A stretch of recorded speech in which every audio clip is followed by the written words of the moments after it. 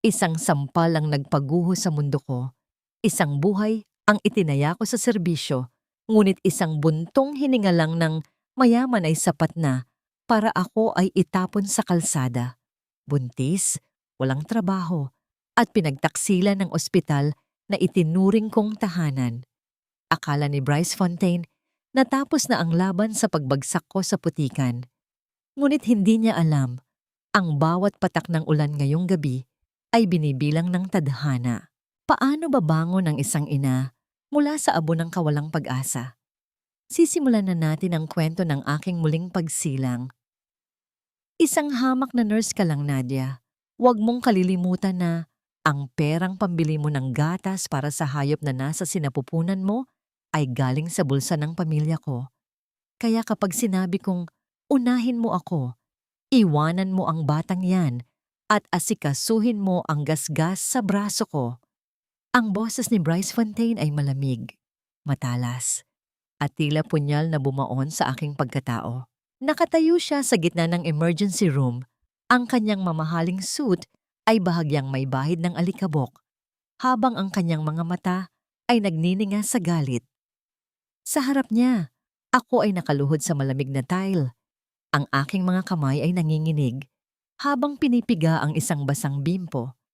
Kani-kanina lang, bago ang pagsabog ng kanyang puot, maingat kong nilalapatan ng lunas ang isang paslit na kanina pa nangingisay dahil sa taas ng lagnat. Ang batang yon ay anak ng isang tindera ng isda. Walang pambayad ngunit kailangan ng tulong. Iyon ang sinumpaan kong tungkulin.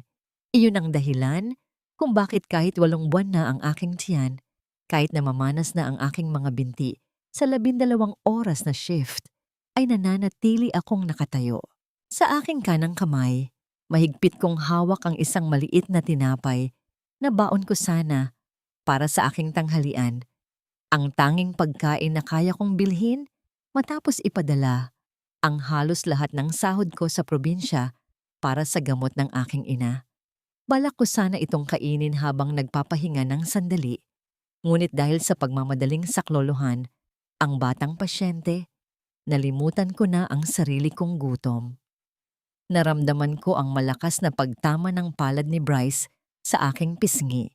Ang tunog ng sampal ay umalingaw sa buong pasilyo na tila bumasag sa katahimikan ng gabi. Ang tinapay sa aking kamay ay nahulog at gumulong sa maruming sahig. Naapakan pa ng kanyang sapatos na gawa sa balat ng buhaya. Hindi ako sumigaw. Hindi ako lumaban. Naramdaman ko na lamang ang unti-unting pag-init ng aking pisngi at ang mabilis na pagtibok ng aking puso sa kaba. Ang paningin ko ay bahagyang lumabo. Ang bawat sulok ng ospital na dati ay puno ng pag-asa, ngayon ay tila naging isang malawak at madilim na kulungan. Ang amoy ng alkohol at gamot ay biglang naging nakakasulasok, tila sumasakal sa bawat hininga ko. Ang aking tiyan ay tila humigpit. Ramdam ko ang paggalaw ng aking anak sa loob. Tila nagtatanong kung bakit ang kanyang ina ay hinahayaang yurakan ang dangal sa harap ng maraming tao. Ang mga kasamahan ko sa trabaho ay nakayuko. Walang sino mang nangahas na tumingin o tumulong. Ang takot sa kapangyarihan ni Bryce Fontaine ay mas matimbang kaysa sa hustisya para sa isang maliit na nurse. Sir Bryce, pasensya na po. Ako na po ang hihingi ng paumanhin sa kawalang galang ng empleyadong ito, wika ni Director Reyes, ang pinuno ng ospital, habang mabilis na lumalapit at yumuyuko sa harap ng bilyonaryo. Tumingin siya sa akin ng may pandidiri. Nadia, kunin mo ang mga gamit mo. Huwag na huwag ka nang babalik dito. You are fired effective immediately at siguraduhin mong hindi ka na makakatuntong sa kahit anong medical facility sa bansang ito. Tila tumigil ang pag-ikot ng mundo. Ang bawat salita ni Director Reyes ay parang mga pako na ibinabaon sa aking kabaong. Sa isang saglit, ang pangarap na mabigyan ng magandang buhay, ang aking anak, ay naglaho na parang bula. Lulugo-lugo akong tumayo. Hawak ang aking sumasakit na likod. Lumabas ako ng ospital na wala man lang dalang payong. Ang ulan ay nagsimulang pumatak, malalaki at malamig, na tila nakikiramay sa aking pighati. Habang naglalakad ako sa gilid ng kalsada, ang bawat sasakyang dumadaan ay nagwiwisik ng maruming tubig sa aking puting uniforme na ngayon ay puno na ng dungis. Pagdating ko sa aking inuupahang kwarto, natagpuan ko ang aking mga lumang damit at ilang gamit na nakatambak na sa labas, basang-basa ng ulan. Ang pinto ay may malaking kadena. Nabili na ng Fontaine Realty ang lupang ito, Nadia. Sabi ng mga tauhan ni Sir Bryce, lahat ng hindi pa nakakaalis ay dapat itapon ang gamit sa basura. Sigaw ng aking landlady mula sa bintana bago niya isinara ng malakas ang kurtina. Napatulala ako sa madilim na langit. Ang tubig ulan ay humahalo sa aking mga luha. Dumadaloy sa aking malamig na pisngi patungo sa aking leeg. Nakatayo ako sa gitna ng kalsada, walang bahay na uuwin, walang trabahong babalikan, at may isang buhay sa loob ko na umaasa sa aking lakas. Sa dinami-dami ng bagyo na sinuong ko para sa ibang tao, sa dinami-dami ng sugat na ginamot ko para sa mga mayayaman at makapangyarihan, bakit sa huli, ako pa rin ang naiwan na nag-iisa sa gitna ng ulan? Ganito na lang ba ang halaga ng isang pusong nagmamalasakit, isang basahang itatapon kapag wala ng pakinabang? Huwag kang pipikit, Nadia. Hindi pa tapos ang laban mo. Hindi ka pwedeng sumuko rito sa gitna ng maruming kalsada. Ang boses na yon ay tila nanggagaling sa kailaliman ng isang panaginip, mababa, baritono, at puno ng awtoridad na hindi matatanggihan. Naramdaman ko ang pagdampi ng isang malapad at mainit na palad sa aking noo, isang matinding kaibahan sa malalamig na patak ng ulan na kanina pa sumasampal sa aking balat. Sinubukan kong idilat ang aking mga mata, ngunit ang bigat ng aking mga pilik mata ay tila mga kadenang humihila sa akin pababa sa kawalan. Ang huling alaala ko ay ang matigas na aspalto at ang nakakasilaw na ilaw ng isang sasakyang huminto sa aking tapat. Akala ko ay katapusan ko na. Akala ko ay mabubura na kami ng anak ko sa mundong ito nang walang nakakaalam. Ngunit sa halip na sakit, isang malambot na kumot na amoy, mamahaling pabango at tabako ang bumalot sa aking nangangatog na katawan. Nang dahan-dahan kong maulinigan ang paligid, natagpuan ko ang aking sarili sa loob ng isang malawak na silid. Ang bawat sulok ay tila ginto at mahugis na kahoy, malayo sa masikip at maamag kong kwarto sa dormitoryo. Sa tabi ng kama, isang lalaki ang nakatayo. Nakatalikod sa akin habang nakatingin sa labas ng bintana, kung saan patuloy ang pagngangalit ng bagyo. Ang kanyang tayo ay tuwid, tila isang tureng hindi matitinag ng kahit anong unos. Kuya Devlin, ang pangalang yon ay lumabas sa aking tuyong lalamunan na parang isang bulong na matagal nang ibinaon sa limot. Dahan-dahan siyang lumingon. Si Devlin Cross, ang lalaking kasabay kong lumaki sa ampunan, ang tanging tao na tumayo bilang kalasag ko noong kami ay mga bata pa na pinagkakaitan ng pagkain at pagmamahal. Ngunit ang Devlin na nasa harap ko ngayon ay hindi na ang batang madungis na nakikipag-away para sa isang pirasong tinapay. Siya ay mukhang isang haring handang pumatay para sa kanyang kaharian. Sino ang gumawa nito sa iyo, Nadia? Tanong niya. Walang emosyon ang kanyang mukha, ngunit ang kanyang mga mata ay nagniningas sa galit na tila kayang tupukin ng buong Maynila. Sino ang naglakas loob na saktan ng kapatid ko? Napahawak ako sa aking pisngi. Naroon pa rin ang kirot ng sampal ni Bryce Fontaine, isang paalala ng aking pagkapahiya. Tiningnan ko ang aking mga kamay. Malinis na ang mga ito, wala na ang putik. Ngunit ang pakiramdam ng kawalang halaga ay nakabaon pa rin sa aking puso. Hindi na mahalaga yon, kuya. Ang mahalaga ay ligtas ang anak ko. Pilit kong pag-iwas. Ayaw kong madamay si Devlin sa gulo ng mga Fontaine. Alam ng lahat kung gaano ka makapangyarihan ang pamilyang yon. Sila ang nagmamay-ari ng mga ospital, ng mga gusali, at maging ng mga batas. Lumapit si Devlin at naupo sa gilid ng kama. Ang kanyang presensya ay tila nagpapakipot sa hangin sa loob ng silid. Mahalaga sa akin ang bawat luhang ibinuhos mo. Nakita ko ang lahat, Nadia. Nakita ko kung paano kanya itinulak sa gitna ng ospital. Nakita ko kung paano kanya hinayaang malunod sa ulan. Nanlaki ang aking mga mata. Nandoon ka? Nandoon ako. At kung hindi mo ako pinigilan sa pamamagitan ng iyong mga tingin noon, baka wala na sa mundong ito ang lalaking yon, madiin niyang wika. Ang kanyang mga kamay ay naikuyom. Ang mga ugat sa kanyang braso ay tila mga linyang nagbabadya ng panganib. Ibigay mo sa akin ang utos, Nadia. Sa isang kumpas ko lang, maglalaho ang lahat ng pinaghirapan ng mga Fontaine. Gagawin ko silang mga pulubi sa kalsadang kinabagsakan mo. Umiling ako ng mabilis. Ang takot ay gumapang sa aking dibdib.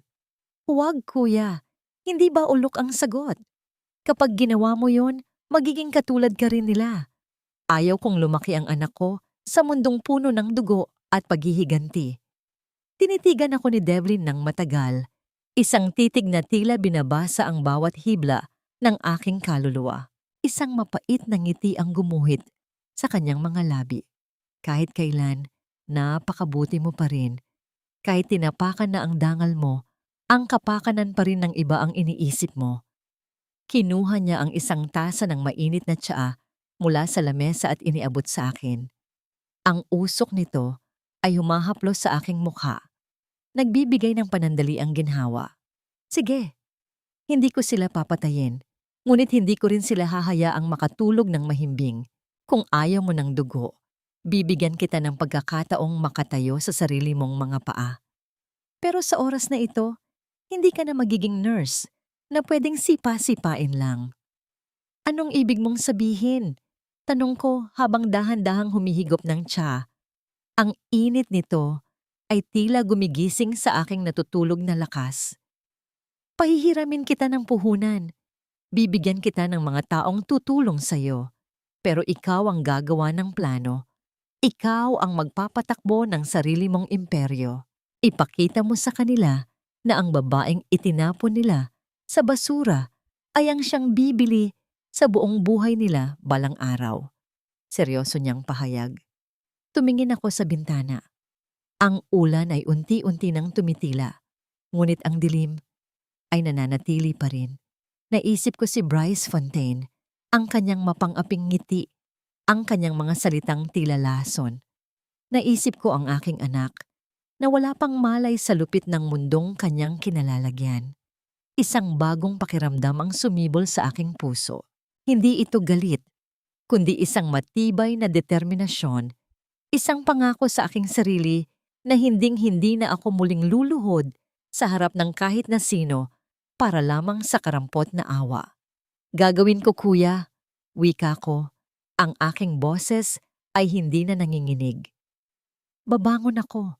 Hindi para sa paghihiganti, kundi para sa hustisya. Gusto kong makita ni Bryce Fontaine ang mukha ko sa bawat tagumpay na makakamit ko, hanggang sa siya na mismo ang mahiya sa sarili niyang anino. Tumango si Devlin, isang senyales ng pagsang-ayon. Tumayo siya at bago lumabas ng silid ay nag-iwan ng isang huling paalala. Magpahinga ka muna, Nadia. Bukas, magsisimula ang iyong muling pagsilang. Ngunit bago ang lahat, may kailangan kang malaman. Ang lupaing kinatitirikan ng ospital ng mga Fontaine, hindi na sila ang nagmamay-ari nito simula kaninang 2:00 ng madaling araw. Napatigil ako sa pag-inom. Ano? Lumingon siya ng bahagya.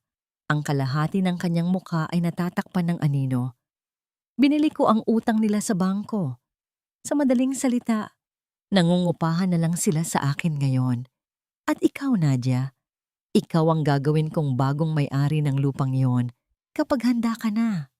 Naiwan akong mag-isa sa silid. Ang tibok ng puso ko ay tila isang tambol na nagbabadya ng digmaan. Ngunit sa kabila ng takot, may isang tanong na pumasok sa aking isipan. Hanggang saan ang kayang gawin ni Devlin Cross para sa akin? At ano ang kapalit ng kapangyarihang ibinibigay niya ngayon? Ang dumi mo, Hija.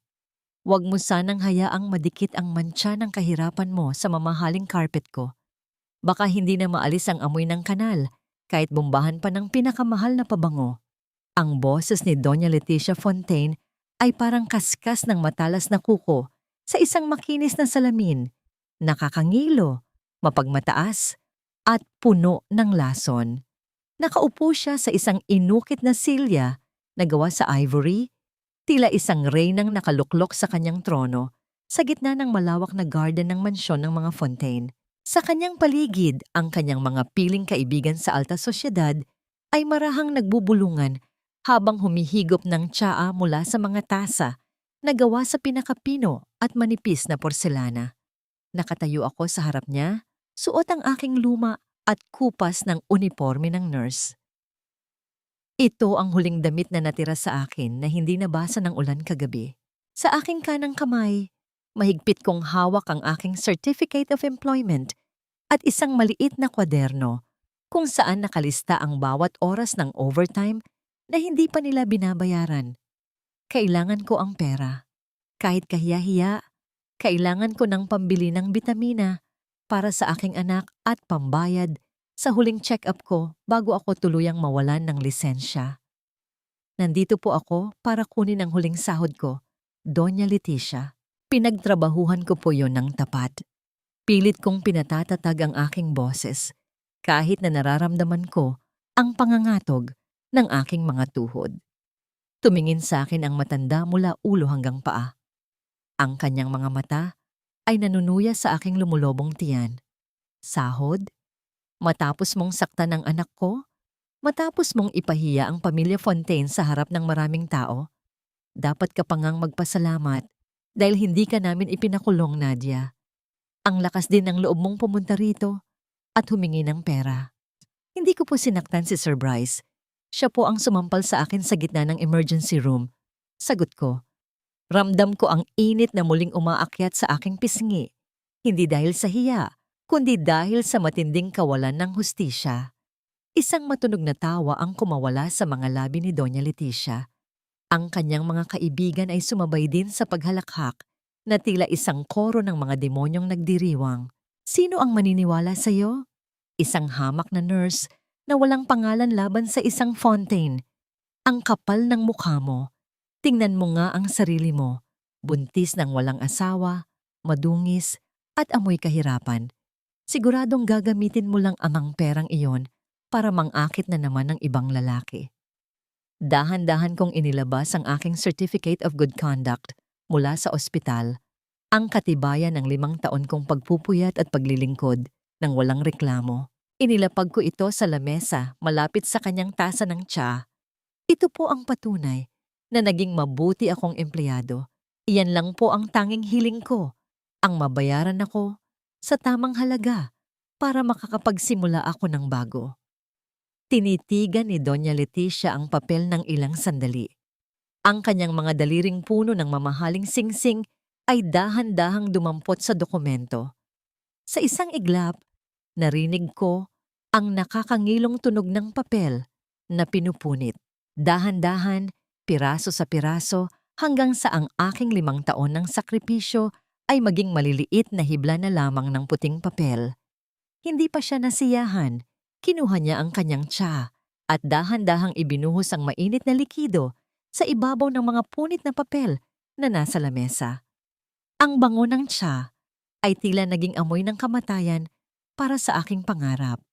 Ayan ang halaga mo rito, Nadia. Basura. Wika niya ng may ngiting tagumpay. Huwag ka nang babalik dito. At kung sakaling mamatay ka man sa gutom, kasama ang anak mo sa kalsada, huwag kang mag-alala. Magpapadala ako ng bulaklak sa punerarya.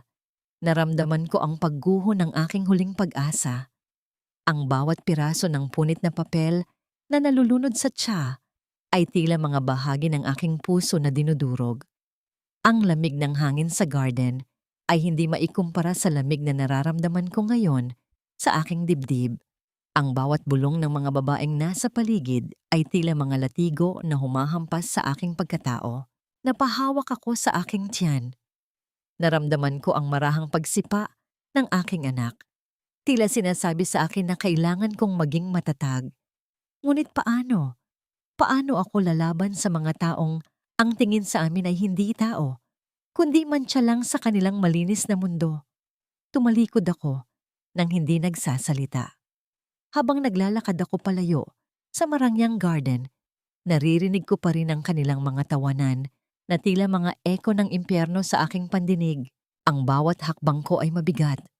Ang bawat hininga ko ay may kasamang pait. Ganito na lang ba talaga ang tadhana ng mga katulad ko? Ang yurakan, insultuhin, at itapon kapag tapos na silang pakinabangan. Hanggang kailan kailangang magtiis ng isang ina para lang sa konting dangal na ipinagkakait ng mundong ito? Bago ako tuluyang makalabas ng gate, napatigil ako. Tumingin ako pabalik sa mansyon na tila isang palasyong itinayo sa ibabaw ng luha ng mga maliliit na tao. Isang tanong ang paulit-ulit na bumubulong sa aking isipan. Kung ang langit ay naririnig, ang bawat hikbi ng naaapi, kailan darating ang oras na ang tsaa na ibinuhos nila sa akin ay magiging lason na kanilang lulunukin? 5 taon. 5 taon na ang lumipas. Ngunit ang bawat hapdi ng sampal na yon ay tila sariwa pa rin sa aking alaala.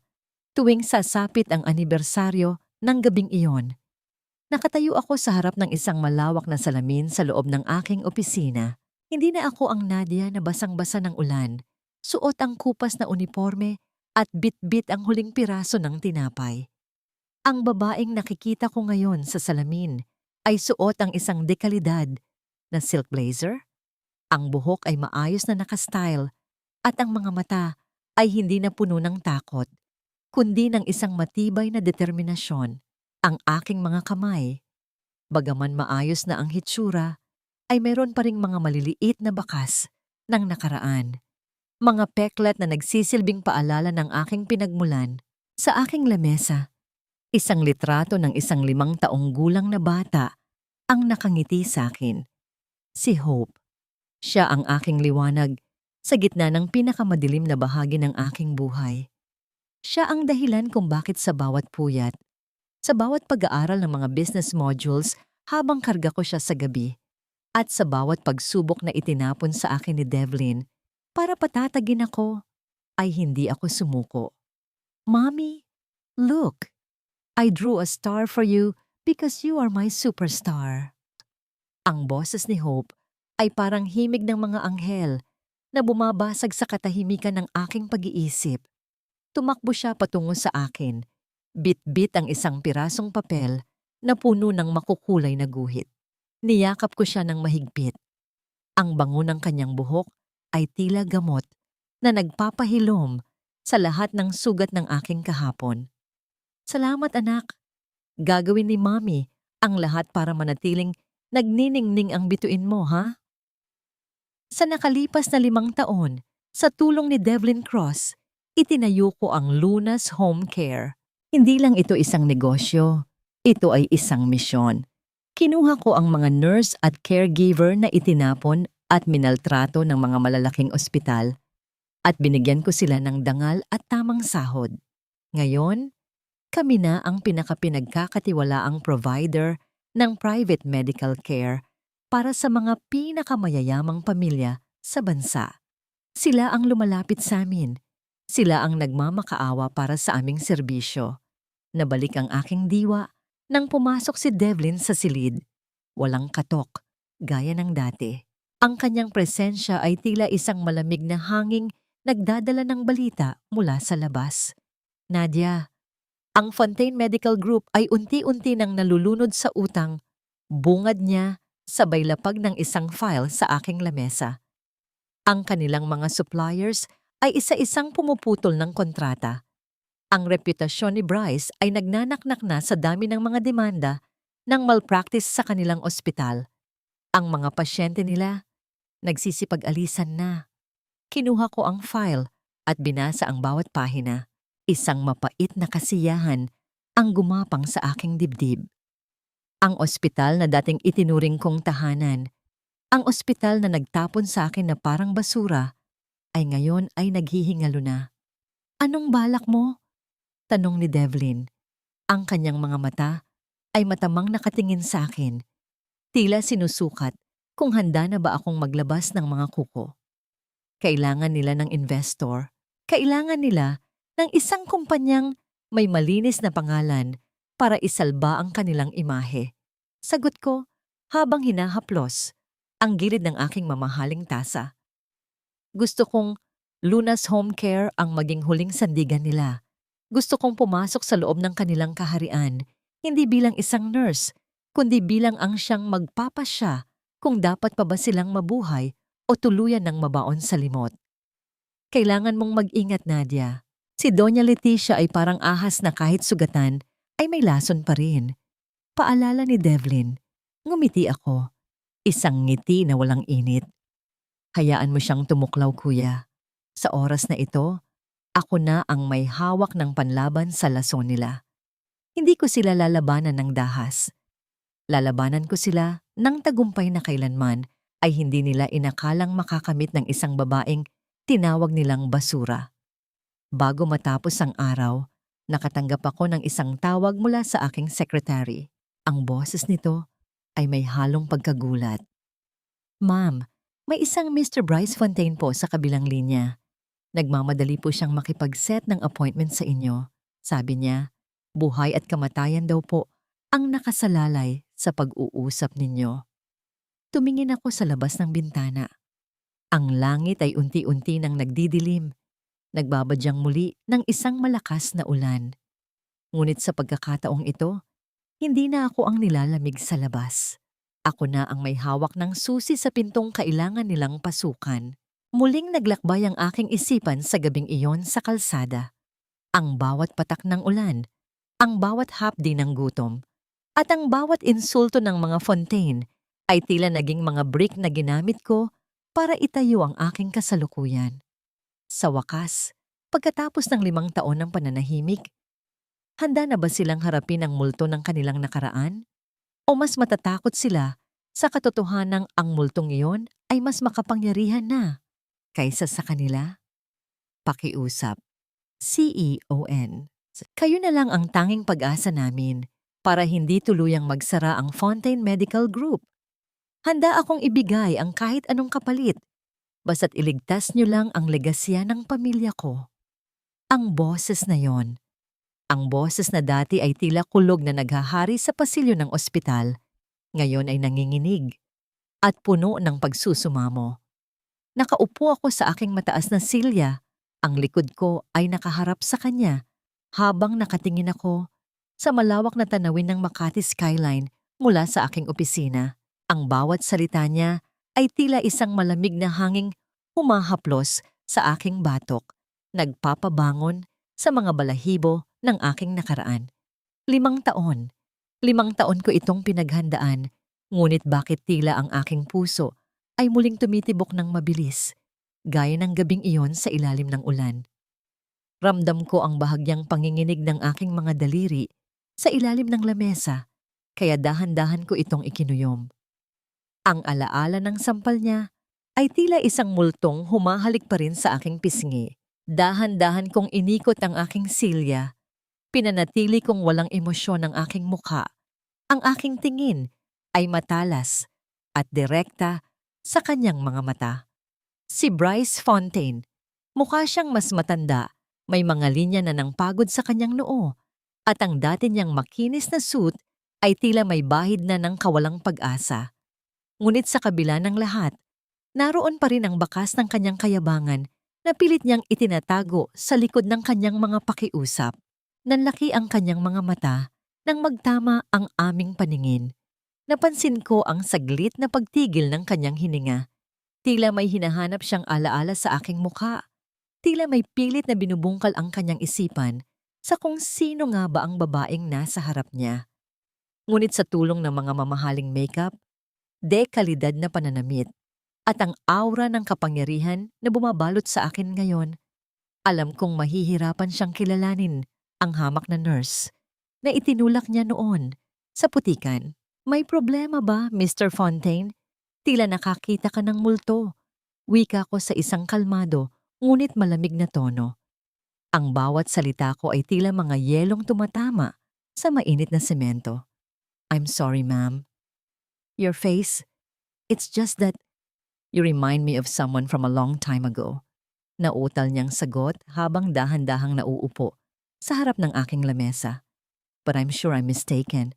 You are the CEO of Lunas. And that person was just someone insignificant. Insignificant. Ang salitang iyon ay tila isang laso na namuling pumasok sa aking sistema. Ang bawat sakripisyo ko, ang bawat gabing puyat ko para sa mga pasyente niya, at ang bawat sakit na tinalikuran ko para sa dangal ng kanyang ospital. Sa mata niya, lahat ng yon ay walang halaga. Insignificant, you say? Inilapag ko ang aking mga kamay sa ibabaw ng lamesa, ang aking mga mata ay hindi kumukurap.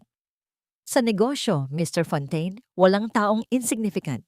Ang isang maliit na tornilyo ay kayang magpabagsak ng isang buong makina kung hindi ito aalagaan. At gaya ng nakikita ko sa inyong report, ang inyong makina ay nagkakapira-piraso na dahil sa inyong kapabayaan. Kinuha ko ang isang fountain pen at dahan-dahang pinaglaruan ito sa aking mga daliri. Ang makita ang dating hari na naghihintay sa bawat hatol ko. Amoy ko pa rin ang kanyang pabango. Ang amoy na dati ay nagbibigay sa akin ng takot. Ngunit ngayon ay tila amoy na lamang ng isang nabubulok na imperyo.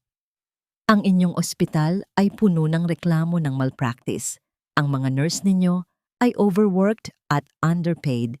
Ang mga gamot ninyo ay kulang-kulang. Bakit ko ilalagak ang aking kapital at reputasyon sa isang barkong matagal nang may butas? Tanong ko habang binubuksan ang file ng kanyang kumpanya. Yumuko si Bryce. Ang kanyang mga balikat ay bumagsak. Alam ko po ang aming mga pagkakamali. Kaya nga po kami nandito. Gusto naming magbago. Gusto naming ibalik ang tiwala ng publiko sa pamamagitan ng inyong home care system. Kayo lang ang may kapasidad na ayusin ang aming serbisyo. Serbisyo o ang inyong yaman? Hamon ko. Dahil kung ang pag-uusapan ay pagbabago, kailangan kong makita ang inyong sinseridad. Gusto kong ilipat sa aking pamamahala ang lahat ng inyong pediatric at charity wards. Gusto kong ako ang magdesisyon kung sino ang gagamutin, anong gamot ang ibibigay, at sino ang mga tatanggapin naming empleyado. Napatingin siya sa akin ng may gulat. Pero ma'am, iyan ang puso ng aming operasyon. Kung ibibigay namin sa inyo ang control sa mga wards na yan, para na rin kaming naging empleyado nyo sa sarili naming ospital. O baka naman natatakot ka lang na mawalan ng kapangyarihang sakta ng mga maliliit na tao? Wika ko sa aking isipan, ngunit ang lumabas sa aking mga labi ay isang matipid na ngiti. Iyon ang aking kondisyon, Mr. Fontaine. Take it or leave it. Maraming ibang ospital ang nag-aabang sa aking tulong. Hindi ko kailangan ang pangalang Fontaine para lumaki ang aking kumpanya. Ikaw ang nangangailangan sa akin.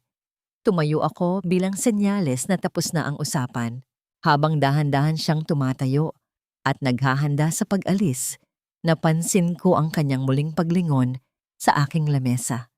Naroon ang isang maliit na pluma na may nakaukit na pangalan ng ampunan kung saan ako galing. Isang bagay na marahil ay pamilyar sa kanya kung naging matalas lamang ang kanyang pakiramdam. Nang tuluyan na siyang makalabas ng pinto, naramdaman ko ang pagkawala ng lakas ng aking mga binti. Napaupo ako muli at huminga ng malalim. Ang amoy ng kanyang presensya ay tila nananatili pa rin sa hangin. Nagpapaalala sa akin ng bawat pait na aking nilulon. Ganito na lang ba talaga? Pagkatapos ng 5 taon, sapat na ba ang makita siyang nagmamakaawa? O bakit sa kabila ng aking tagumpay, mayroon pa ring isang bahagi ng aking puso na tila sumisigaw ng katarungan na hindi kayang bayaran ng kahit anong kontrata?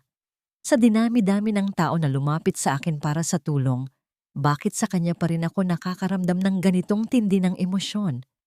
Ang puot ba ay talagang isang uri ng pag-ibig na naging lason? O ito ang huling hagupit ng isang sugatang pusong hindi pa lubusang nakakalimot?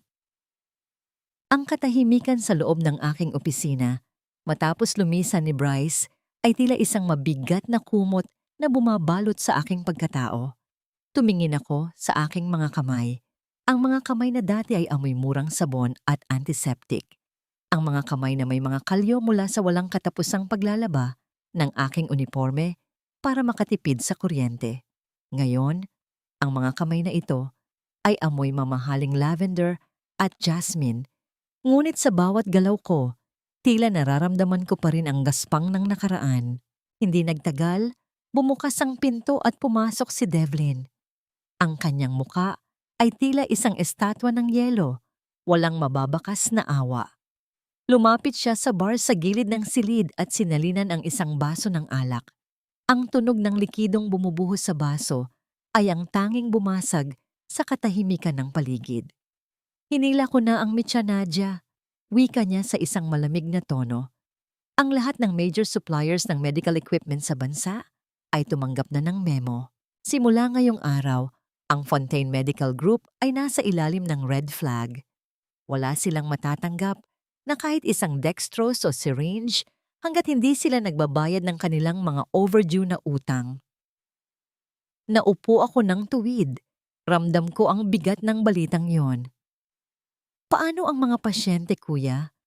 Hindi ko gustong madamay ang mga inosenteng tao sa laban na ito. Huwag kang mag-alala. Alam ko ang limitasyon ko. Sagot ni Devlin habang dahan-dahang iniikot ang alak sa kanyang baso. Ang bawat shipment na para sa kanila ay hinarang ko. Pero dinala ko sa warehouse ng Lunas.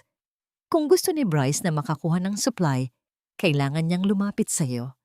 Ikaw ang magiging tanging daluyan ng oxygen para sa naghihingalo niyang ospital. Ito ang bitag. Isang bitag na hindi gumagamit ng baril o dahas, kundi ang mismong pangangailangan para mabuhay. Si Bryce, na dating itinuturing ang sarili na Diyos ng medisina, ay unti-unti nang nawawalan ng hangin. Ang bawat hakbang niya ay tila nakaplano na sa ilalim ng mga daliri ni Devlin. Samantala, sa kabilang bahagi ng lungsod, alam kong nagkakagulo na sa boardroom ng mga Fontaine. Ang mga tauhan ni Bryce ay tiyak na hindi na magkamayaw sa pagtawag sa mga supplier, ngunit bawat tawag nila ay tila bumabagsak sa isang bingit ng kawalan. Ang bawat tanggi ng mga kapartner nila sa negosyo ay parang mga sampal na bumabalik sa kanila. Mga sampal na mas masakit kaysa sa ibinigay niya sa akin noon. Sa tingin mo ba makikilala niya ako sa susunod naming pagkikita? Tanong ko habang nakatingin sa file ng Fontaine Stocks na patuloy ang pagbaba sa screen ng aking computer. Ang mga taong gaya ni Bryce Fontaine ay hindi tumitingin sa mukha ng mga maliit na tao, Nadia. Para sa kanya, lahat tayo ay mga anino lang na naglilingkod sa kanyang liwanag. Madiing sagot ni Devlin. Pero ngayon, ang liwanag na yon ay unti-unti nang namamatay. At sa dilim, ikaw lang ang tanging makikita niya. Tumayo ako at lumapit sa bintana. Ang mga ilaw ng lungsod ay tila mga bituin na bumagsak sa lupa.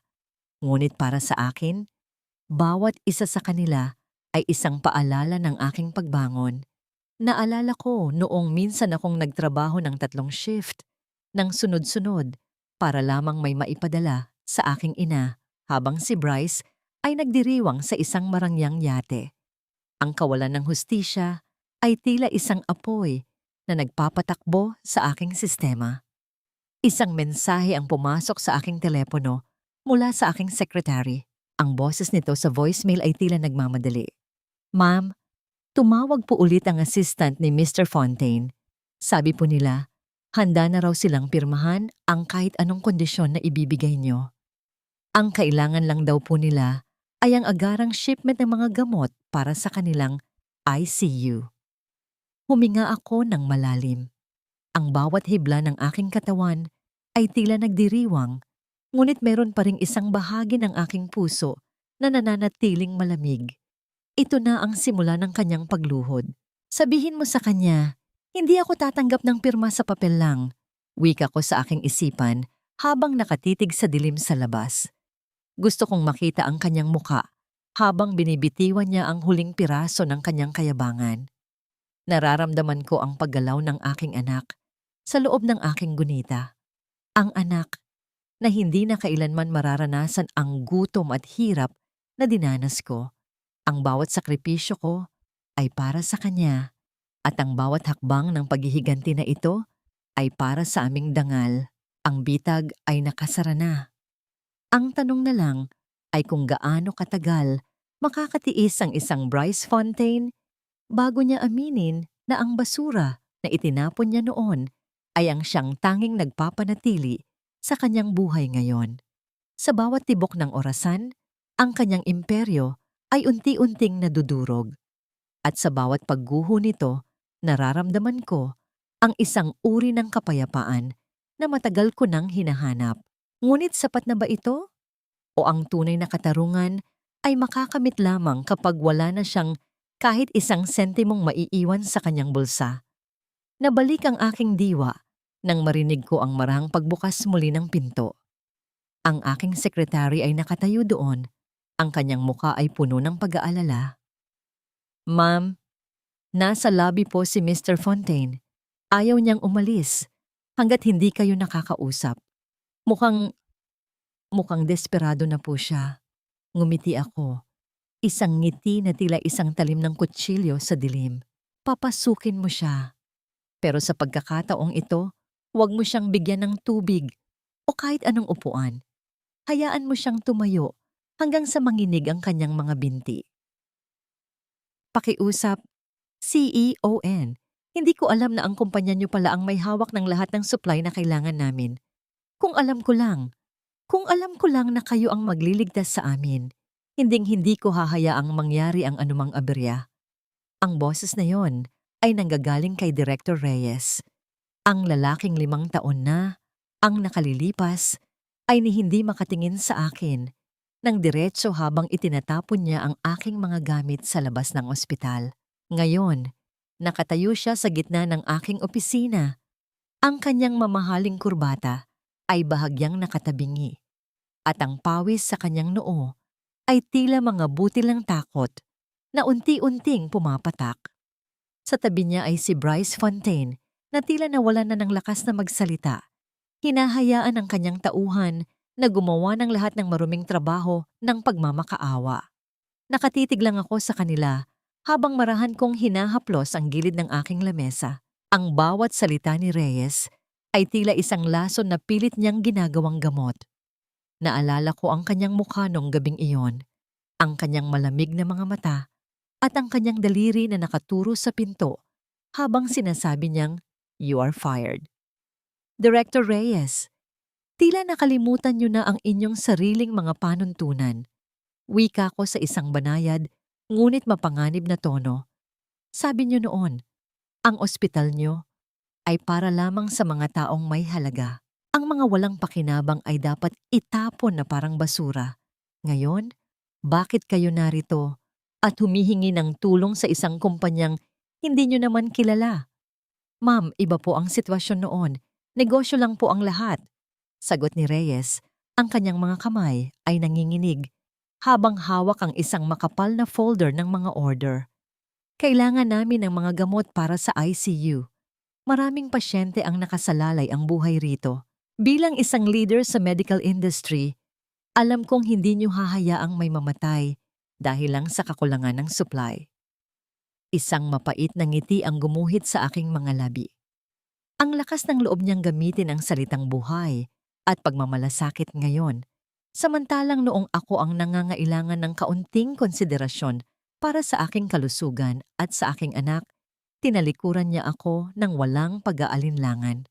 Nakakatawa, Direktor. Noong ako ay nangangailangan ng tulong, noong ang aking anak ay nasa panganib dahil sa stress at pagod, wala akong narinig na kahit anong salita ng malasakit mula sa inyo. Wika ko habang dahan-dahang tumatayo. Ang bawat hakbang ko sa semento ay tila isang pasya na hindi na mababago. Nanlaki ang mga mata ni Reyes. Tinitigan niya ako ng maigi. Tila unti-unting bumabalik sa kanyang isipan ang isang imahe mula sa nakaraan. Ang nurse na may madungis na uniforme, ang babaeng umiiyak sa harap ng kanyang mesa, at ang CEO na nasa harap niya ngayon. Nadia, ikaw ba yan? Bulong niya. Ang kanyang boses ay halos hindi marinig sa tindi ng gulat. Hindi, hindi maaari. Ang Nadia na kilala ko ay isang hamak na nurse lang. Pagtatapos ko sa kanyang sasabihin, isang babaeng pwedeng sipa-sipain at ipahiya sa harap ng maraming tao? Tama ka, Direktor. Wala na ang Nadia na yon. Pinatay niyo siya noong gabing itinapon niyo siya sa ulan. Tumingin ako kay Bryce Fontaine na tila naging isang estatwa sa tindi ng pagkagulat. Ang kanyang mga mata ay puno ng kalituhan at unti-unting pagkilala. Ang katahimikan sa loob ng silid ay naging nakakasakal, tila isang mabigat na ulap na nagbabadyang magdala ng kidlat. Ngayon, Director Reyes, gusto mong iligtas ko ang inyong ospital? Tanong ko habang kinukuha ang folder mula sa kanyang kamay at dahan-dahang inihulog ito sa basurahan sa tabi ng aking lamesa. Ang sagot ko ay hindi. Hindi ko ibibigay ang aking mga supply sa isang institusyong pinamumunuan ng mga taong walang puso. Pero Nadia, ang mga pasyente, pagsubok ni Bryce, ang kanyang boses ay puno ng desperasyon. Ang mga pasyente ay ililipat sa ilalim ng aking pangangalaga. Putol ko sa kanya. Lahat ng mga nasa ICU at charity ward ay kukunin ng Lunas Home Care. Kami ang gagamot sa kanila sa sarili naming mga pasilidad. At kayo ay mananatiling nakatayo sa isang bakanteng gusali na wala ng halaga. Huminga ako ng malalim. Ramdam ko ang bawat tibok ng aking puso na tila isang martilyo ng katarungan. Tumingin ako sa aking relo at pagkatapos ay bumalik ang tingin ko kay Reyes. Guard, ilabas sila. Wika ko ng may pinalidad at siguruhing hindi na sila makakatapak muli sa gusaling ito. Gaya ng sabi niyo noon, Direktor, ilabas ang basura. Habang pinalalabas sila ng aking mga security guard, nakita ko ang pagbagsak ng mga balikat ni Reyes. Ang kanyang mukha ay puno ng kahihiyan, ang parehong kahihiyan na ibinigay niya sa akin 5 taon na ang nakalilipas. Si Bryce naman ay lumingon pa ng huli. Ang kanyang mga mata ay tila nagtatanong. Tila humihingi ng kapatawarang alam niyang hindi niya makukuha. Nang tuluyan ng sumara ang pinto, naramdaman ko ang isang matinding pagod na dumaloy sa aking buong katawan. Napaupo ako muli at tumingin sa aking mga kamay. Malinis na ang mga ito, wala na ang putik ng kalsada, ngunit ang pakiramdam ng tagumpay ay may kasamang kakaibang pait. Ganito na lang ba talaga ang pakiramdam ng karma? Ang makita ang iyong mga kaaway na nagdurusa sa parehong paraan na pinagdusa kanila. Bakit sa kabila ng aking pagkapanalo, tila meron pa ring isang bahagi ng aking puso na nagnanais na sana ay hindi na umabot sa ganito? Nabalik ang aking diwa nang tumunog ang aking telepono. Isang mensahe mula kay Devlin. Nagsisimula na ang huling yugto, Nadia. Ang donya ay isinugod sa ospital at sa pagkakataong ito, walang ibang makapagliligtas sa kanya kundi ikaw. Napahawak ako sa aking dibdib. Ang gulong ng tadhana ay patuloy na umiikot at tila ang susunod na hihintuan nito ay ang mismong pinto ng kamatayan ng Reynang sumira sa aking pangarap. Handa na ba akong maging tagapagligtas ng taong nagnanais na mawala ako sa mundong ito? O ito na ang huling pagkakataon para ipakita sa kanila na ang tunay na kapangyarihan ay hindi nasa pera, kundi nasa kakayahang magpatawad o magpabaya. Wala na siyang malay, Nadia. Pakiusap.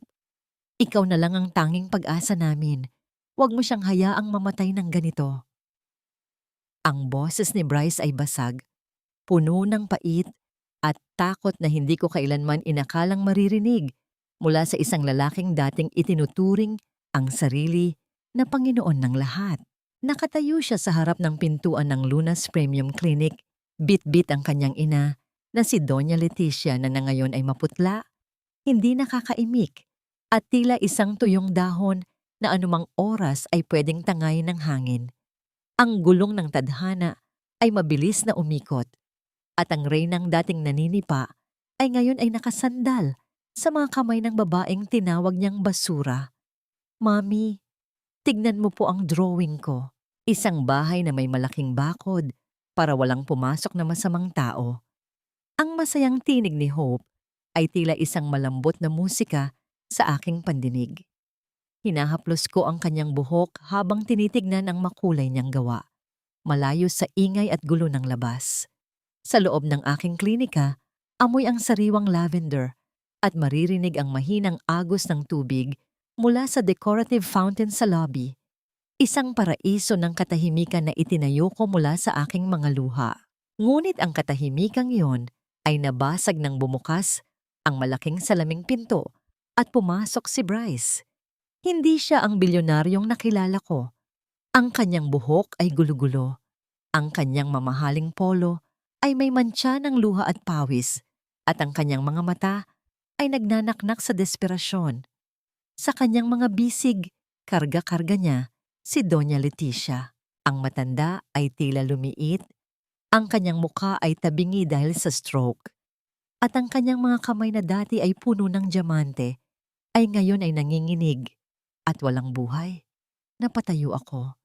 Ang alaala ng gabing pinunit ni Leticia ang aking lisensya ay tila isang kidlat na gumuhit sa aking isipan.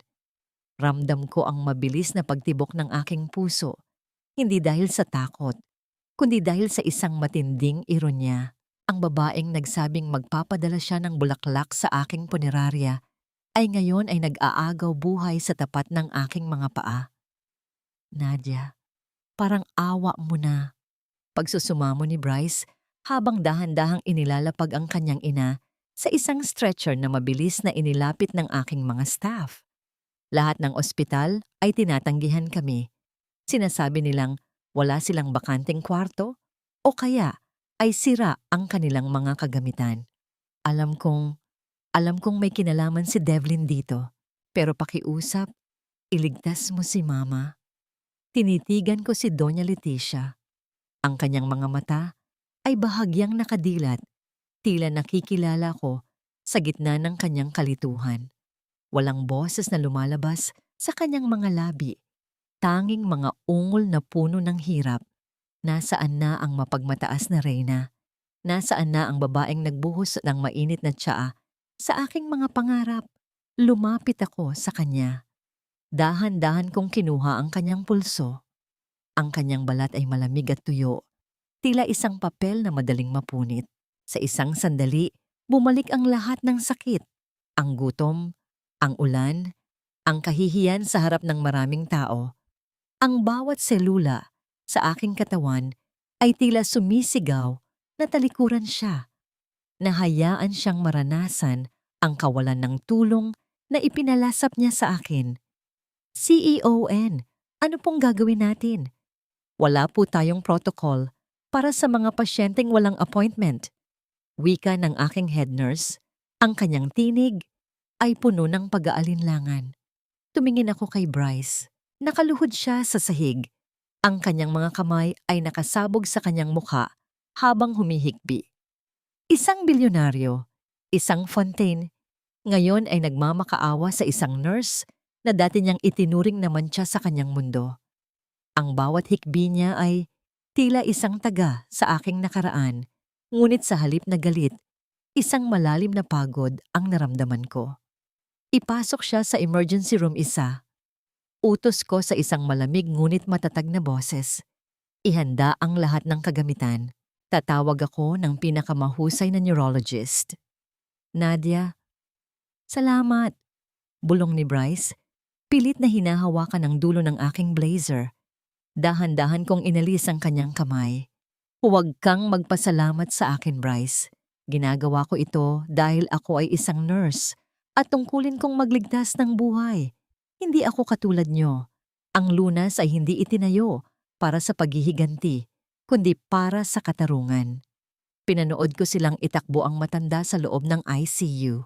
Ang bawat hakbang ng mga staff, ang bawat tunog ng monitor, ay tila mga paalala ng aking tagumpay. Ngunit habang nakatayo ako sa gitna ng pasilyo, Naramdaman ko ang paglapit ni Devlin mula sa anino. Ang kanyang mukha ay madilim. Ang kanyang mga mata ay puno ng paghatol. Masyado kang mabait, Nadia. Wika ni Devlin. Ang kanyang boses ay tila isang babala. Ang mga taong gaya nila ay hindi natututo sa awa. Ang tanging paraan para hindi sila makasakit muli ay ang hayaan silang maranasan ang dilim na ibinigay nila sa iba. Alam ko, kuya, pero kung hahayaan ko siyang mamatay sa harap ko, ano pang pagkakaiba ko sa kanila? Sagot ko habang nakatingin sa sarili kong refleksyon sa salamin ng pinto. Tumingin ako sa aking mga kamay, ang mga kamay na dati ay sinampal ni Bryce. Ngayon, ang mga kamay na ito ang hahawak sa buhay ng kanyang ina. Isang matinding katanungan ang bumabagabag sa akin. Sapat na ba ang iligtas ang kanyang buhay para mabura ang lahat ng pait? O ang pagliligtas na ito ay simula lamang ng isang mas masakit na karma para sa kanila, ang mabaon sa utang na loob sa taong pinakamahalaga nilang sinaktan? Sa bawat segundong lumilipas sa loob ng ICU, nararamdaman ko ang bigat ng tadhana. Ang pamilya Fontaine ay nasa aking mga kamay, at sa oras na ito, ako ang magpapasya kung kailan matatapos ang kanilang pagdurusa o kung kailan magsisimula ang kanilang tunay na pagsisisi. Sa gitna ng amoy ng antiseptic at ng malamig na hangin ng klinika, isang bagay lang ang sigurado. Ang ulan na nagpalubog sa akin noon ay ngayon ay bumubuhos na sa kanilang bakuran. At walang anumang payong ng yaman ang makakaprotekta sa kanila sa hagupit ng katotohanan. Nadia, ikaw pala talaga ang kumuha ng lahat, ang sumira sa amin. Ang boses ni Bryce ay basag, puno ng pait at takot habang nakatingin sa akin. Ngayon, sa gitna ng marangyang opisina ko, nakaluhod ang bilyonaryong dating naninipa sa akin sa putikan. Ang katarungan ay hindi laging dumarating na may kasamang ingay. Madalas, ito ay dumarating sa anyo ng isang babaeng dati nilang minaltrato na ngayon ay may hawak ng kanilang huling hininga. Ito ba ang hinahanap mo, Bryce? Ang boses ko ay malamig, walang emosyon, habang dahan-dahan kong inilalapag sa ibabaw ng lamesa ang isang frame. Sa loob nito ay ang aking Certificate of Good Conduct, ang mismong papel na pinunit at binuhusan ng mainit na tiyaan ng kanyang ina. 5 taon na ang nakalilipas. Maingat itong pinagtagpi-tagpi. Ang bawat punit ay may bakas ng tape, isang mapa ng aking sakit at pagsisikap. Napatitig si Bryce sa dokumento. Nakita ko ang unti-unting pagbabago sa kanyang mga mata, mula sa pagkalito, patungo sa matinding gulat, at sa huli ay ang lason ng pagsisisi. Ang kanyang mga kamay, na dati ay laging nakakuyom sa galit, ngayon ay nanginginig sa ibabaw ng aking mamahaling carpet. Ang amoy ng kanyang mamahaling pabango ay tila hinaluan na ng amoy ng pagkatalo. Nadia, ang sertipikong ito ang hindi niya matuloy ang kanyang sasabihin. Ang kanyang lalamunan ay tila barado ng mga salitang hindi niya binigkas noon. Ito ang dangal na itinapon niyo sa basura. Pagpapatuloy ko, tumayo ako at lumapit sa bintana. Tinitingnan ng ulan na nagsisimula na namang pumatak sa labas. Ang bawat patak ay tila isang segundong bumabalik sa gabing iyon sa kalsada. Pinanood niyo akong magmakaawa para sa huling sahod ko. Pinanood niyo ang ina niyo habang tinatawanan ang paghihirap ko. Akala niyo ba ang pera niyo ay sapat na para burahin ang pagkatao ko? Patawarin mo ako, Nadia. Hindi ko alam. Hindi ko inakalang ikaw ang magiging ganito. Pagsusumamo niya. Ang kanyang boses ay halos isang bulong na lamang sa gitna ng katahimikan ng silid. Hinarap ko siya. Ang galit sa puso ko ay hindi na nagliliyab. Ito ay tila isang malamig na yelo na dumadaloy sa aking mga ugat. Hindi mo alam dahil hindi mo tiningnan ang isang nurse bilang tao. Para sa'yo, kagamitan lang kami na pwedeng palitan kapag nasira. Ngayon, Bryce, tignan mo ang ina mo sa ICU. Ang buhay niya ay nakadepende sa kagamitang iyon na itinapon niyo. Dinala ko siya sa tapat ng malaking salamin na nakaharap sa ICU room ni Doña Leticia. Doon, nakahiga ang matanda, tila isang maliit na ibong sugatan sa gitna ng mga makinarya. Ang kanyang mga mata ay nakadilat, nakatingin sa amin, ngunit wala siyang magawa kundi ang lumuha. Walang boses, walang galaw. Ang reyna ay bilanggo na ngayon sa sarili niyang katawan. Gusto mong iligtas ko siya? Gusto mong ibigay ko ang pinakamahusay na gamot at doktor? Tanong ko habang nakatitig sa refleksyon ni Bryce sa salamin. Gagawin ko yon, pero may isang kondisyon. Kahit ano, Nadia. Kahit ano. Mabilis niyang sagot. Ang mga luha ay malayang dumadaloy sa kanyang pisngi. Gusto kong humingi ka ng tawad sa lahat ng pasyenteng minaltrato mo sa ospital mo. Gusto kong ipahayag mo sa publiko na ang Fontaine Medical Group ay nabigo sa kanilang tungkulin dahil sa kasakiman nyo, wika ko ng may pinalidad. At pagkatapos nyon, pirpirmahan mo ang kasunduang naglilipat ng lahat ng ari-arian ng pamilya nyo sa Lunas Foundation. Magiging empleyado ka na lamang sa sarili mong kumpanya. Nakita ko ang pagbagsak ng balikat ni Bryce, ang kanyang imperyo, ang kanyang pangalan, ang lahat ng nagbibigay sa kanya ng kapangyarihan ay unti-unti nang naglalaho. Ang katahimikan sa pasilyo ay tila mas lalong bumigat. Tanging ang tunog ng monitor ng tibok ng puso ni Doña Leticia ang naririnig. Isang paalala na ang bawat segundo ay mahalaga. Lahat ba ng ito ay para sa paghihiganti? Tanong niya. Ang kanyang tinig ay puno ng pait. Hindi, Bryce. Ito ay para sa katarungan. Sagot ko habang dahan-dahang hinahaplos ang aking stethoscope. Ang parehong instrumento na dati niyang tinawag na basura. Gusto kong maramdaman niyo kung paano ang mawala ng lahat para malaman niyo ang tunay na halaga ng mga taong inaapi niyo. Tumalikod ako at nagsimulang maglakad palayo. Ramdam ko ang kanyang titig sa aking likuran. Isang titig ng isang lalaking na ngayon ay dilat na sa katotohanan, ngunit huli na ang lahat. Ang bawat hakbang ko sa makintab na sahig ay tila isang martilyo na nagtatapos sa kabanata ng kanilang paghahari. Sa dinami-dami ng paraan ng pagpaparusa, bakit ang makita silang nabubuhay sa kahihiyan ang pinakamasakit? Sapat na ba ang makita ang isang higanting lumuluhod sa harap ng isang langgam?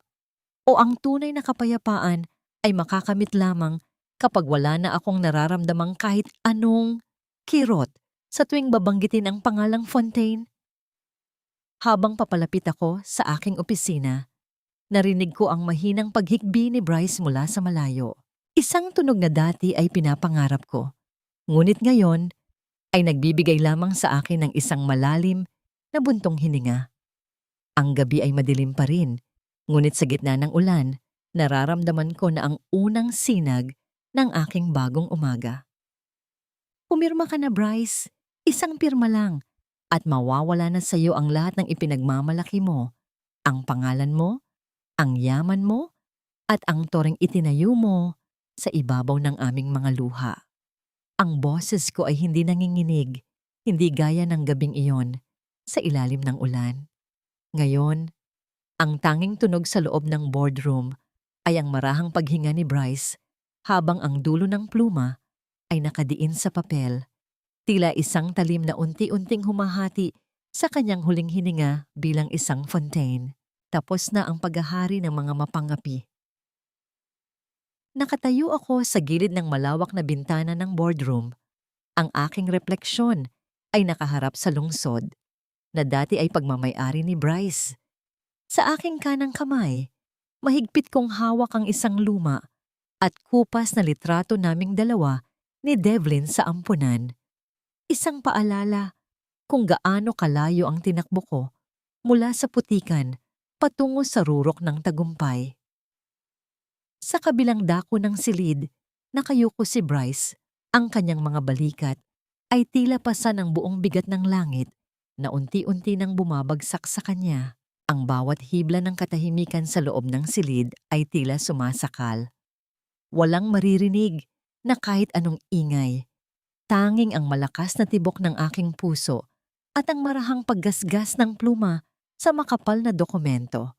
Ang pluma na dati ay ginagamit niya para magtanggal ng mga tao at bumili ng mga buhay, ngayon ay siya ring instrumento ng kanyang sariling pagbagsak. Tapos na, bulong ni Bryce. Ang kanyang boses ay tila isang tuyong dahon na hinipan ng hangin. Inilapag niya ang pluma, ang kanyang mga mata ay walang buhay habang nakatingin sa kanyang pangalan sa tabi ng selyo ng Lunas Foundation. Sa isang saglit, ang Fontaine Medical Group, ang imperyong itinayo ng kanyang mga ninuno sa loob ng ilang dekada, ay naglaho na parang usok. Hindi pa, Bryce. May isa pang kailangang gawin. Wika ko habang dahan-dahang humaharap sa kanya. Binuksan ko ang malaking telebisyon sa dingding. Ang lahat ng mga istasyon ng balita ay naghihintay. Gusto ng publiko na marinig ang katotohanan mula sa iyong sariling mga labi. Nakita ko ang pag-igting ng kanyang panga. Ang kahihiyan ay tila isang apoy na gumagapang sa kanyang leeg, nagpapakulay sa kanyang dating maputlang pisngi. Ngunit wala siyang pagpipilian. Ang buhay ng kanyang ina ay nakadepende sa bawat salitang bibitiwan niya ngayong gabi. Sa screen, lumabas ang mukha ni Bryce sa isang live broadcast.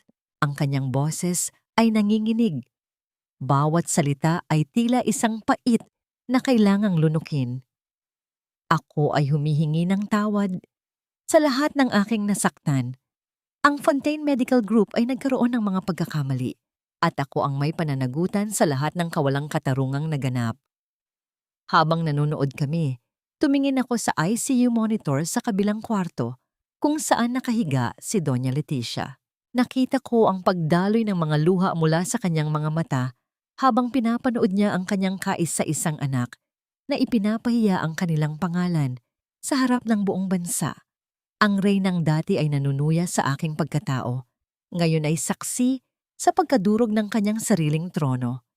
Nakamit mo na ang gusto mo, Nadia, wika ni Bryce matapos patayin ang broadcast. Ang kanyang mga mata ay puno ng pait. Wala na kaming kahit ano. Ang mansyon, ang ospital, ang pera, lahat ay sayo na. Masaya ka na ba? Tinitigan ko siya ng matagal. Hinanap ko sa aking puso ang saya, ang galak, na matagal ko nang pinapangarap simula nung gabing itinapon niya ako sa kalsada. Ngunit ang nahanap ko lang ay isang malalim na katahimikan. Ang katarungan ba ay talagang nagbibigay ng kaligayahan? O ito ay isang uri lamang ng paglaya mula sa nakaraan? Hindi ito tungkol sa saya, Bryce. Ito ay tungkol sa balanse. Sagot ko habang dahan-dahang lumalapit sa kanya. Ang amoy ng kanyang pagkatalo ay mas matapang pa kaysa sa kanyang mamahaling pabango. Noong gabing sinampal mo ako, hindi mo lang ako sinaktan. Sinira mo ang tiwala ko sa mundong ito. Ngayon, ibinalik ko lang ang lahat ng lason na ibinigay niyo sa akin. Nang maglakad siya palabas ng boardroom, ang kanyang mga hakbang ay mabigat at walang direksyon. Pinanood ko siyang mawala sa dilim ng pasilyo, isang lalaking bilyonaryo noong umaga, at isang anino na lamang ngayong gabi. Ang gusali na dati ay simbolo ng kanyang kapangyarihan, ay ngayon ay tila isang malaking kabaong para sa kanyang mga pangarap. Pumasok si Devlin sa silid. Ang kanyang mukha ay tila isang estatwa ng tagumpay. Ang mga pulis ay nasa labas na, Nadia. Ang mga ebidensya ng tax evasion at bribery na nakuha natin ay sapat na para manatili siya sa loob ng mahabang panahon. Gusto mo bang ihinto ko ang pag-aresto para sa operasyon ng kanyang ina? Huminga ako ng malalim. Tiningnan ko ang langit sa labas. Ang mga ulap ay unti-unti nang naglalaho. Inilalantad ang liwanag ng buwan. Ang ulan ay natapos na rin sa wakas. Hayaan mong matapos ang operasyon, utos ko. Ngunit pagkatapos niyon, hayaan mong ang batas ang magpasya sa kanyang tadhana. Hindi tayo mamamatay tao, Devlin. Hindi tayo gaya nila. Habang nakatayo ako doon, naramdaman ko ang paglapit ng isang nurse. Isang batang babae na mukhang kasing edad ko noong nagsisimula pa lang ako. May dala siyang kape at isang matamis na ngiti. Ma'am, handa na po ang mga bagong gamot para sa charity ward. Maraming salamat po sa pagliligtas sa amin. Isang mainit na pakiramdam ang gumapang sa aking puso. Ito ang tunay na tagumpay. Hindi ang makita ang pagbagsak ni Bryce, kundi ang makitang may mga taong hindi na kailangang maranasan ang naranasan ko. Ngunit sa kabila ng lahat, isang katanungan ang nananatili sa aking isipan habang tinititigan ko ang bakanting upuan ni Bryce. Sapat na ba ang pagkawala ng lahat para mabayaran ang isang buhay na sinira?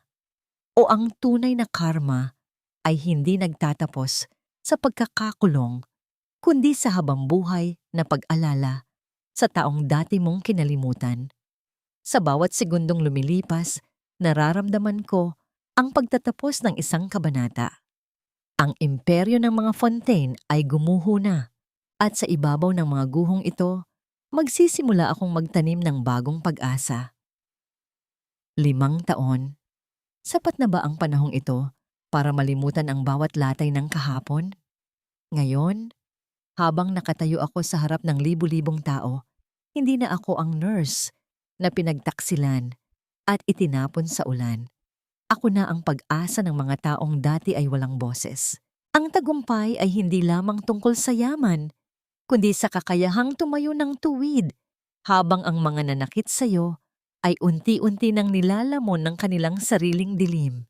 Ito ang aking muling pagsilang, at sa pagkakataong ito, wala nang makakapigil sa liwanag na dala ko. Napakaganda ng gabi. Ang simoy ng hangin ay amoy sampagwita at mamahaling mga bulaklak na nakapalamuti sa paligid ng Nadia Cross Medical Center. Ang mga ilaw ay ang kulay ginto. Nagbibigay ng init sa bawat sulok ng gusaling itinayo ko, hindi para sa kita, kundi para sa serbisyo. Walang maririnig na sigawan o kaguluhan. Tanging ang malambot na himig ng biolin na tila humahaplos sa mga sugat ng aking nakaraan. Nakatayo ako sa gitna ng entablado. Suot ang isang asul na terno na gawa sa pinakapinong sutla. Ramdam ko ang bawat mata na nakatingin sa akin ng may paghanga. Ngunit sa dami ng mga makapangyarihang tao sa harap ko, isa lang ang hinahanap ng aking paningin. Sa gilid ng entablado, nakita ko si Hope. Ang aking 5 taong gulang na anak ay suot ang isang puting bestido. Ang kanyang mga mata ay nagniningning habang nakatingin sa akin. "Mommy, you look like a queen." Bulong niya nang lumapit ako sa kanya matapos ang aking talumpati. Niyakap ko siya ng mahigpit. Ito ang aking tunay na tropeo. Hindi ang mga plaka ng pagkilala. Hindi ang mga bilyon-bilyong halaga ng ari-arian na nakuha ko mula sa mga Fontaine, kundi ang kaligtasan at kaligayahan ng aking anak. Ang bawat gabing puyat at pagod ko sa pag-aaral ng medisina at negosyo ay nagbunga na sa wakas. "Para sa iyo ang lahat ng ito, Hope," wika ko habang hinahalikan ng kanyang noo.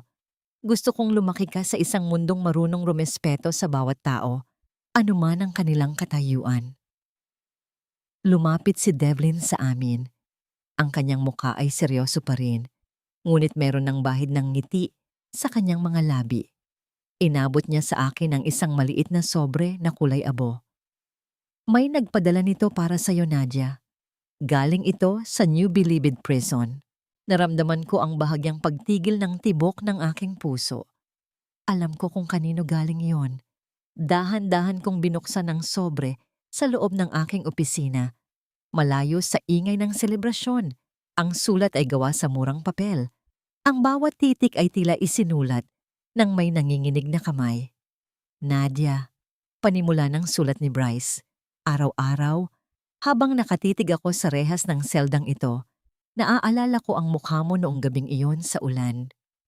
Ngayon ko lang naintindihan ang tunay na kahulugan ng dilim.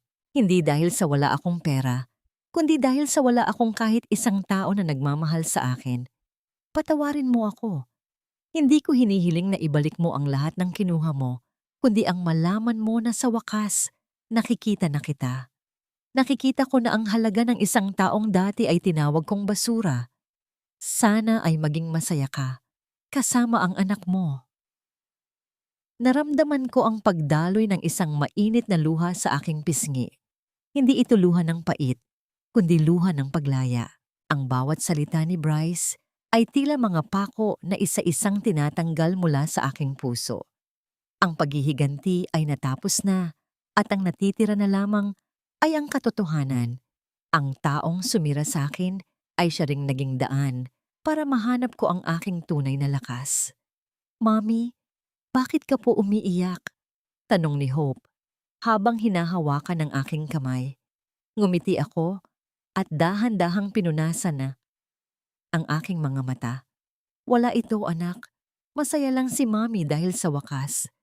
Wala na tayong kailangang katakutan. Tumingin ako sa labas ng bintana. Nakita ko ang mga pasyenteng mahihirap na dumarating sa aking ospital. Ang bawat isa sa kanila ay binibigyan ng pinakamahusay na serbisyo ng walang bayad. Ito ang aking sagot sa lahat ng kawalang katarungang dinanas ko. Ang bawat buhay na naililigtas ko ay isang sampal sa nakaraang pilit na nagpabagsak sa akin. Nabalik ang aking diwa nang marinig ko ang marahang pagkatok sa pinto. Si Devlin ay nakatayo doon, dala ang isang baso ng gatas para kay Hope. Ang aming mga mata ay nagtagpo. Isang tahimik na pasasalamat para sa lahat ng sakripisyo. Hindi ko kailangan ng isang asawa para makumpleto ang aking buhay.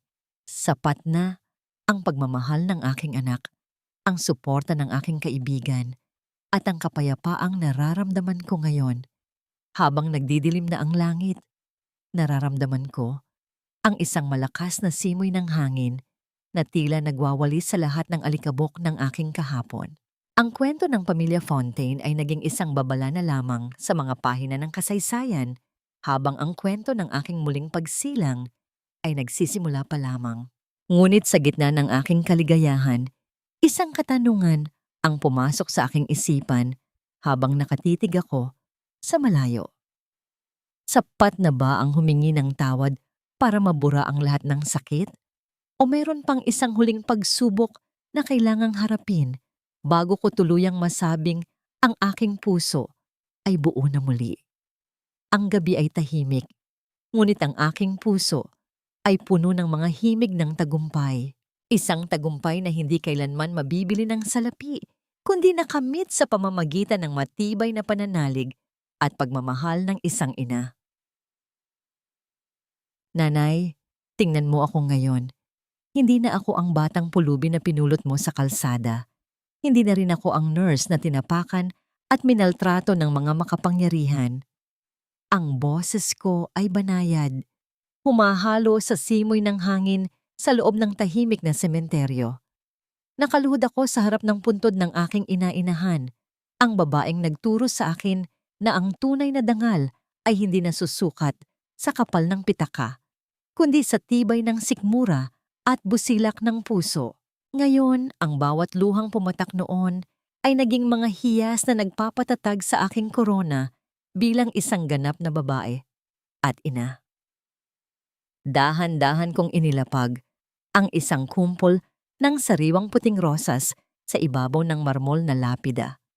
Ang sikat ng araw ay marahang tumatagos sa mga dahon ng malalaking puno, lumilikha ng mga anino sa lupa na tila mga disenyo ng puntas. Kasama ko si Hope, na ngayon ay masayang naghahabol ng isang makulay na paru-paro sa malapit. Ang kanyang halakhak ay tila isang banal na himig na nagpapawi sa lahat ng pait na dumaan sa aking buhay. Mommy, look, the butterfly is blue, just like your dress. Sigaw ni Hope habang tumatakbo pabalik sa akin. Niyakap niya ang aking binti, ang kanyang maliit na kamay ay mainit at puno ng buhay. Ngumiti ako at hinaplos ang kanyang pisngi. Oo, anak, ang asul ay kulay ng kapayapaan. At yan ang regalong ibinigay natin sa isa't isa. Kinuha ko mula sa aking bag ang aking bagong stethoscope, ang simbolo ng aking pagbabalik sa propesyong minahal ko. Ngunit sa pagkakataong ito, ako na ang nagpapatakbo ng sarili kong tadhana.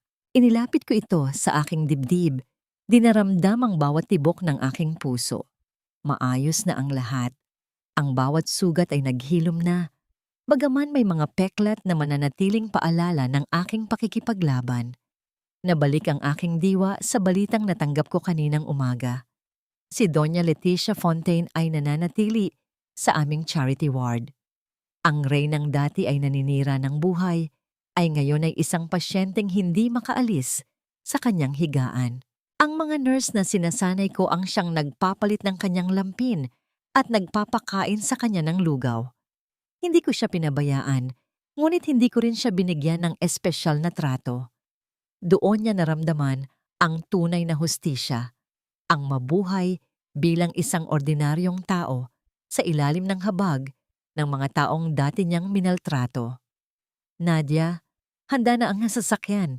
Hinihintay na tayo sa foundation para sa pamamahagi ng scholarship. Ang boses ni Devlin ay nanggaling sa aking likuran. Nakatayo siya malapit sa malaking gate. Ang kanyang mga kamay ay nasa bulsa ng kanyang itim na coat. Walang halong mali siya ang kanyang tingin. Tanging paggalang at katapatan ng isang kapatid. Tumayo ako at pinagpag ang aking palda. Salamat, kuya. Mauna na kayo sa sasakyan ni Hope. Kakausapin ko lang sandali si nanay. Nang maiwan akong mag-isa sa harap ng puntod, muli kong tinitigan ang pangalan ni Nanay Maria. Nanay, salamat sa paggabay sa akin. Ang ulan na dati ay kinatatakutan ko dahil sa lamig at gutom. Ngayon ay tila isang pagbabasbas na lang.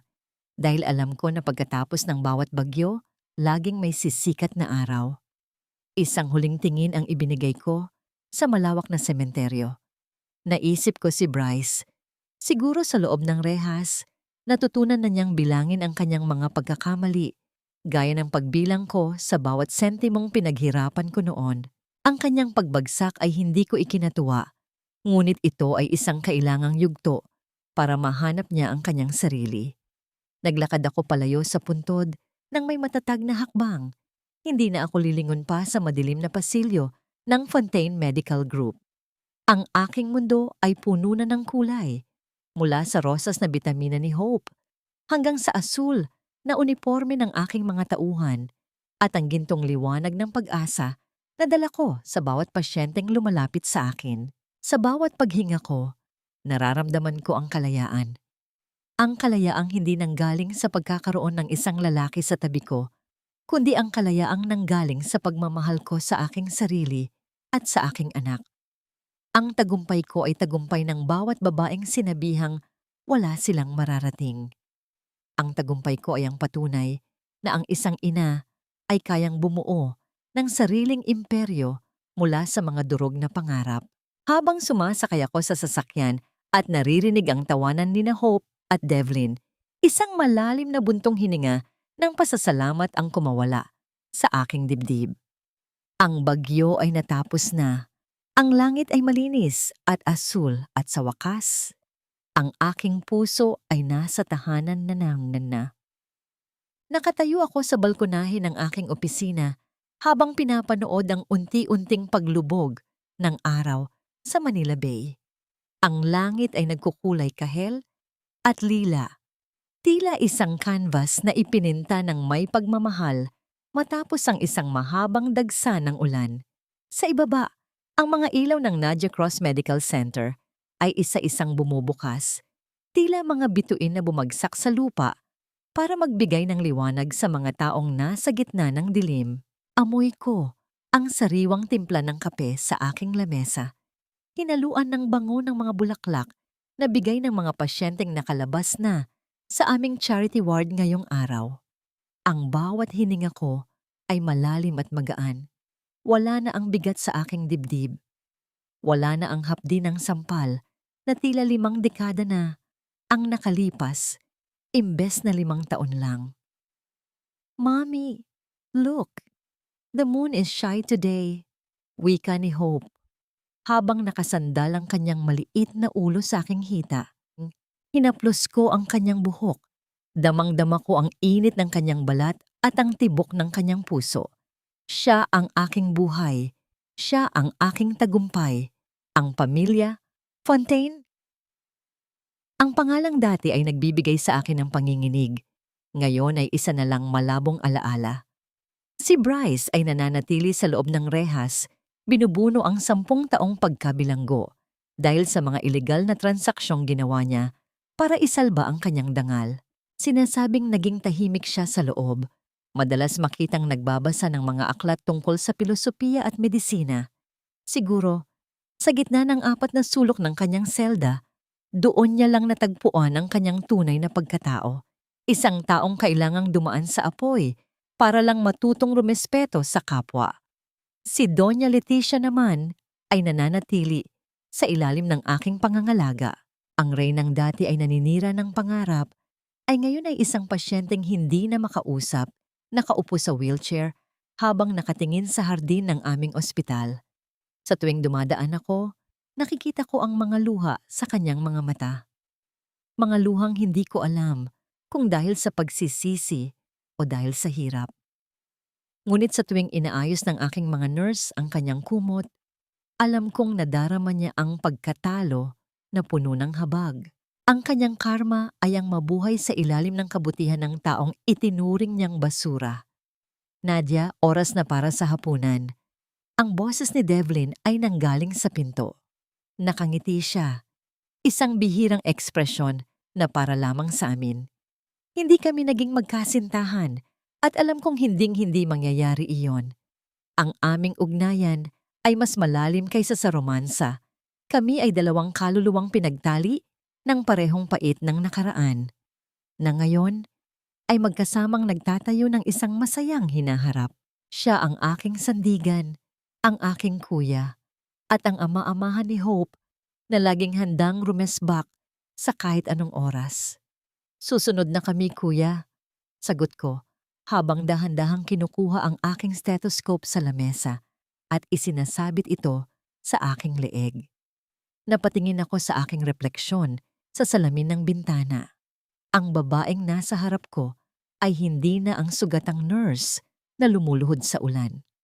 Ako ay si Dr. Nadia Cross, ang tagapagtatag ng Lunas Foundation, ang ina ni Hope at ang simbolo ng muling pagsilang. Ang katarungan ba ay ang makita ang iyong kaaway na nagdurusa? Marahil. Ngunit para sa akin, ang tunay na katarungan ay ang makita ang aking sarili na buo, malaya at masaya sa kabila ng lahat ng planong sirain ako. Ang patawad ay hindi nangangahulugang kinalimutan ko ang lahat, kundi nangangahulugang hindi ko nahahayaang kontrolin ng nakaraan ang aking kasalukuyan. Habang naglalakad kami palabas ng opisina, naramdaman ko ang marang pagdampi ng kamay ni Hope sa aking palad. Ang bawat hakbang namin sa malinis na pasilyo ng ospital ay tila isang kumpirmasyon na ang gulong ng buhay ay tapos na sa pag-ikot sa madilim na bahagi nito. Ang ulan ay tumila na, ang bagyo ay lumipas na, at sa bawat pasyenteng ngingiti sa akin bukas, alam kong ang mana ng pag-asang itinanim ko ay habang buhay na mamumukadkad. Mula sa abo ng kawalang pag-asa, ako ay bumangon, at sa aking pagbangon, dinala ko ang lahat ng mga pusong sugatan patungo sa liwanag ng isang bagong umaga.